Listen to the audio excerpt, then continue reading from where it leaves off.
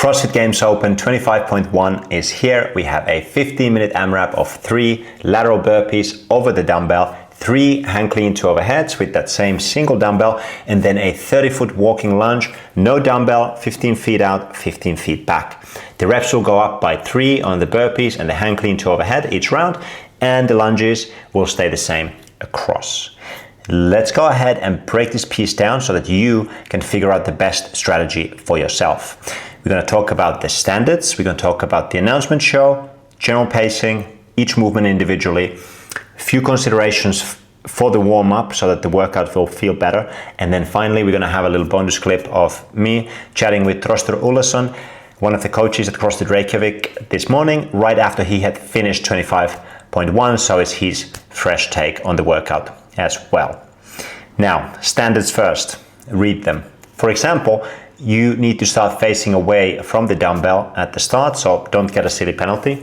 On the burpees, no 2-foot takeoff or landing required. You do need to get over the dumbbell and you have to jump, you can't just step.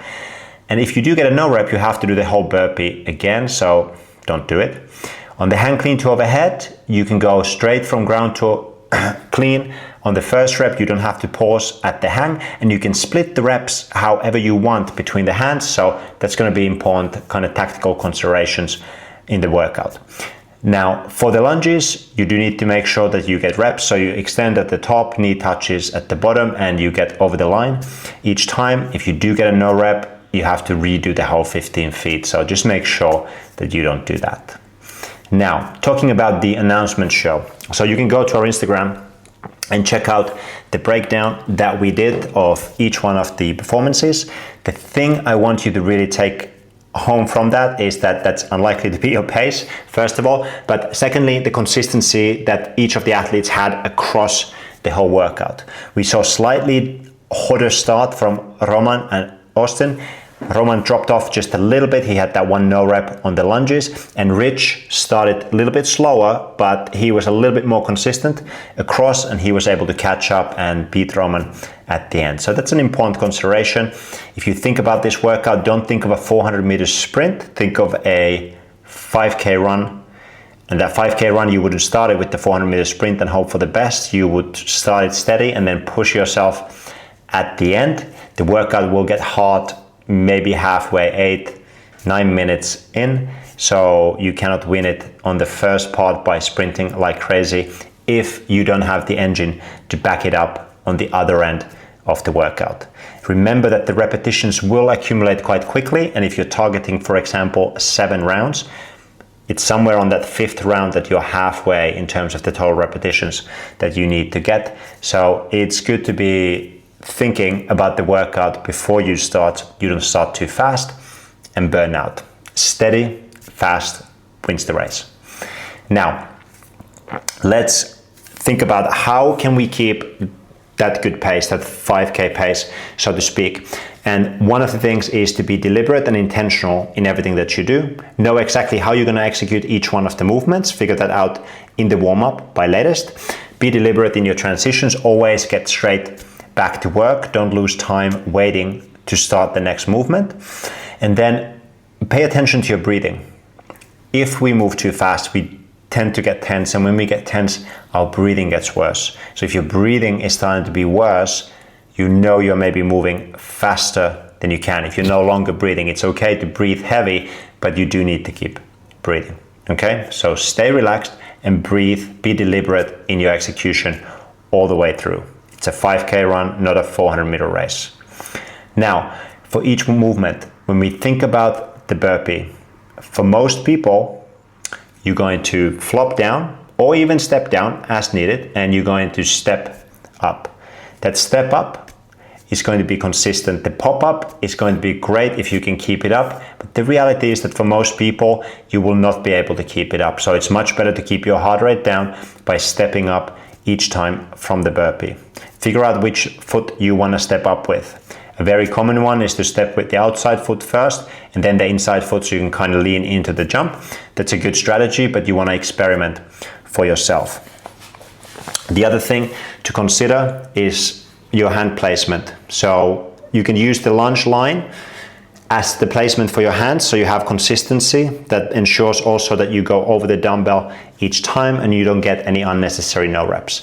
When you go down, make sure you're relaxed, leading with your chest. You don't want to resist on the way down, because the tricep fatigue is going to then cost you on that shoulder to overhead.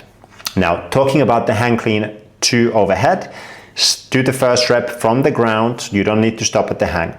Use your hips and legs to drive the dumbbell from shoulder to overhead. There's going to be a lot of anterior deltoid and tricep fatigue from those burpees, and you want to use your lower body to make your life easier. You can experiment with doing more of a swing style versus more of an actual clean style clean. One uses more legs, one uses a little bit more posterior chain. The swing is going to be a little bit slower because the range of motion is going to be bigger, but you want to experiment with that before you start so that you have a smooth way of getting through that clean portion.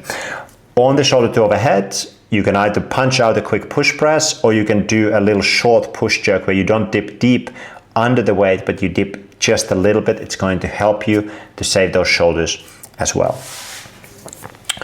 Now, the thing to consider for the pacing of the cleans is that if you put the dumbbell down, you're going to likely take a long break. So you want to find a way to keep those dumbbell sets unbroken. And that brings us to, how do you split the reps between the sides? Well, for the first round, just use your strongest side. For the second round, so the sixes, you probably still might want to do it just with the one arm to go a little bit faster. Or if you think that this is going to fatigue you too much, then maybe you do 3 and 3 or 4 and 2. We don't recommend you change hands every time.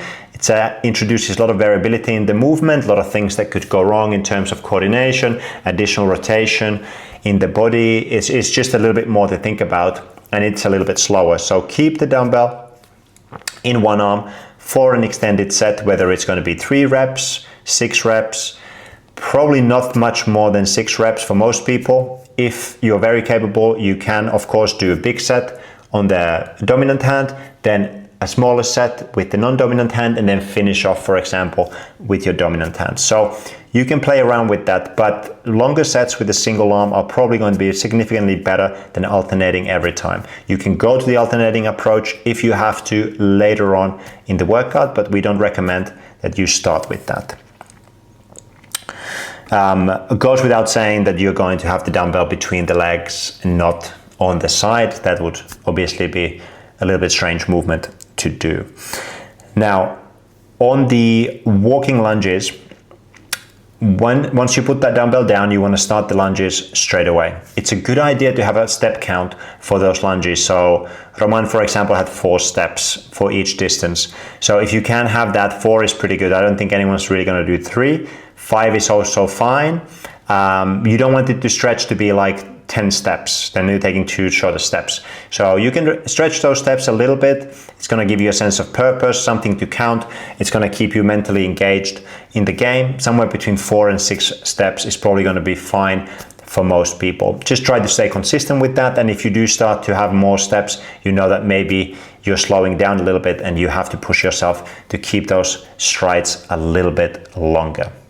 One thing I forgot to mention on the burpees that's going to be very helpful is just mentally to break them down into sets. So instead of thinking of doing 18 burpees, you can think about doing a set of 6, a set of 6, and then a set of 6 burpees. It's going to be a little bit easier than thinking, oh my God, I have to do 18 reps. Okay. Final touches on those lunges, jumping a little bit back and forth here, is that if you do wear knee sleeves, just remember that they're not so tight that they restrict blood flow into your lower leg. That's the one equipment consideration for this workout. Now, the thing I want to mention, and we're going to touch on this with thruster as well, for the warm-up to consider is that your feet are likely to get tight on this. This kind of like a high repetition burpees and then a light-ish moderate dumbbell weight for high repetitions tends to get put a lot of stress on the sole of the foot by the way we move. So it's a very good idea in the warm-up to roll and kind of stretch out the sole of the foot. Make sure you warm it up, walking on your toes a little bit and things like that. It's going to make a big difference if you're not in pain for the half of the workout. There's enough suffering to be done just from the conditioning perspective. You don't need to add anything more to it. Okay, I think that's about it. Wraps it up for 25.1. We're gonna go ahead and finish this video with that little clip with Thruster at CrossFit Reykjavik like I promised. I wish you good luck with the 25.1. It is a very repeatable workout, so if you are fully committed to having your best performance in the open, you probably will want to repeat the workout on Sunday or on Monday. Okay, Thruster, so you just finished 25.1. What was the first thing that came to your mind when you finished? I will definitely improve by redoing this workout. Yeah, and you were saying that just feeling the pacing. Yeah, feel the pace, like which spots I can improve in, like what I should have done instead of what I did. Like, so, yeah. And there were a couple of surprises. Yeah. First thing that I noticed was just the ball of foot. Like, it got sore. Yeah, and there's that fatigue when you're working, especially with these dumbbells. It's very common thing with high repetitions. You get that pain, and you definitely want to prep for that. And then you said something else about the dumbbell. The dumbbell was secretly hard. Like, I underestimated how the dumbbell would come into this workout, but yeah, the dumbbell got spicy. Yeah, and we just had the conversation before he started. I was like, it was just about the burpees. I was like, maybe the dumbbell with the burpees. Yeah. So we'll see. Well, we will live and learn. And then, what thoughts did you have on those burpees actually? On the burpees, like, just find a steady rhythm and break them up for the big sets, the 18, 21s and so on. Like, break them up like in sixes. In your head? In your head. So it's mentally better to like, okay, I'm gonna do a 6 and then I'll do a breather. Another 6, and so on. Yeah, that's nice. So you just get to chip away. And then when you finish the burpees, what do you have to remember? Get your hand on the dumbbell as soon as you finish that last burpee, because it's not gonna get any better, it's not gonna get any worse by starting the dumbbell. Yeah, exactly. And then once you got to the lunges, breathe. Yeah. That's a rest. That's the rest period in the workout. There we go. Classic open workouts. I think I might do it again. Redo it.